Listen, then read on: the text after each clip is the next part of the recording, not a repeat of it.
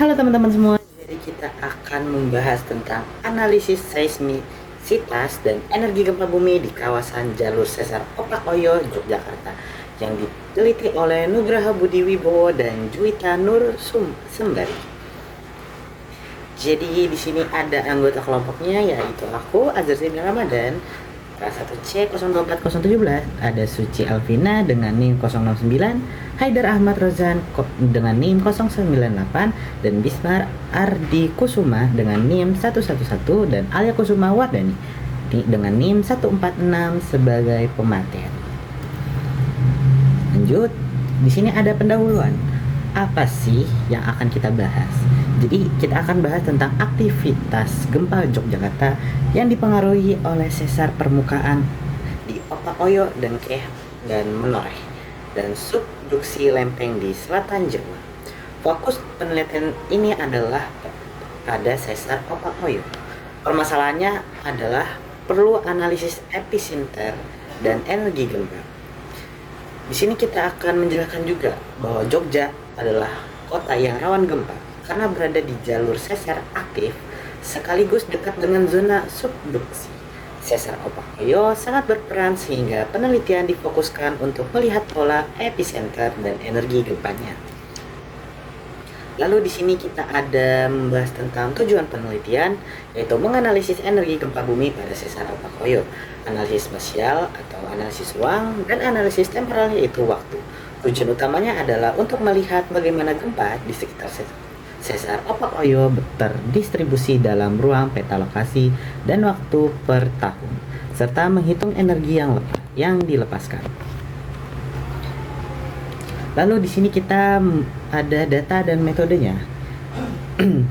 Kita ada data di mana katalog gempa dari tahun 2008 sampai 2016. Total kejadian ada 66 kejadian dengan 11 kejadian yang signifikan. Terus ada metode yang kita pakai adalah pemetaan seismisitas, analisis parameter tektonik.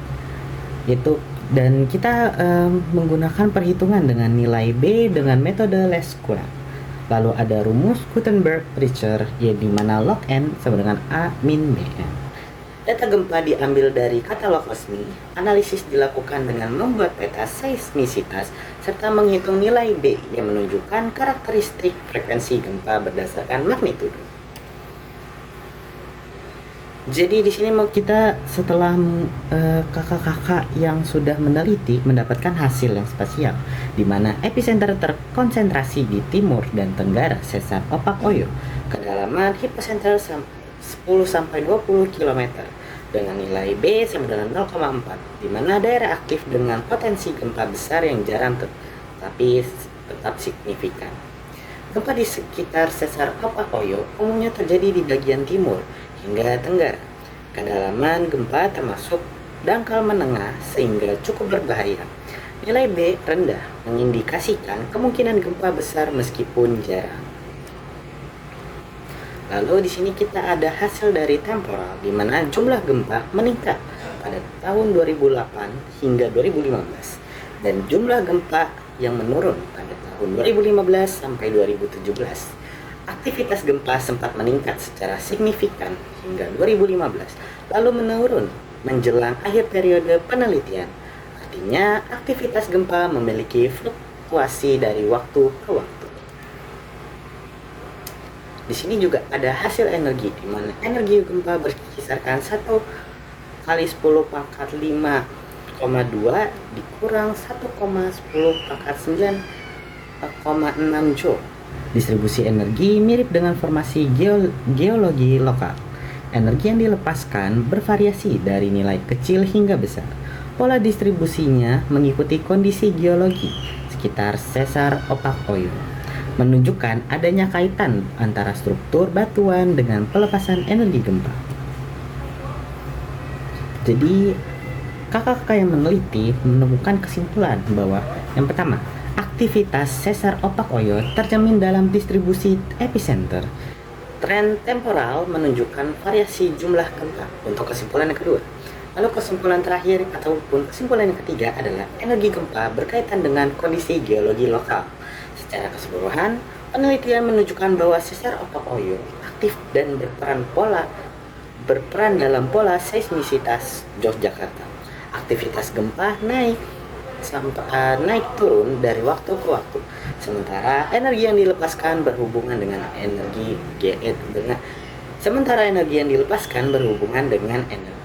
geologi lokal. Dan dari kakak-kakak tersebut kita mendapatkan saran bahwasanya jika penelitian diteruskan, kita yang pertama perlu data gempa terbaru untuk analisis lebih lanjut. Yang kedua, tambahan parameter tektonik lainnya, misalkan seperti stress drop atau slip rate. Yang ketiga, implikasi bagi mitigasi bencana di Yogyakarta. Penelitian selanjutnya sebaiknya memakai data terbaru agar lebih akurat. Selain itu, parameter lain bisa ditambahkan untuk memperkuat hasil. Hasil penelitian ini penting untuk strategi mitigasi bencana di Yogyakarta. Jadi itu adalah penjelasan atau isi dari PPT yang dimana kami buat melalui referensi jurnal yang telah kami carikan, di mana jurnal tersebut membahas tentang analisis seismisitas dan energi gempa bumi yang ada di kawasan Jelar Sesar Opak Oyo di kota Yogyakarta dengan peneliti Nugroho Budi Wibowo dan Juwita Nur Sembri. Sekian dari kelompok pakar 2. Kurang lebihnya mohon maaf. Wassalamualaikum warahmatullahi wabarakatuh.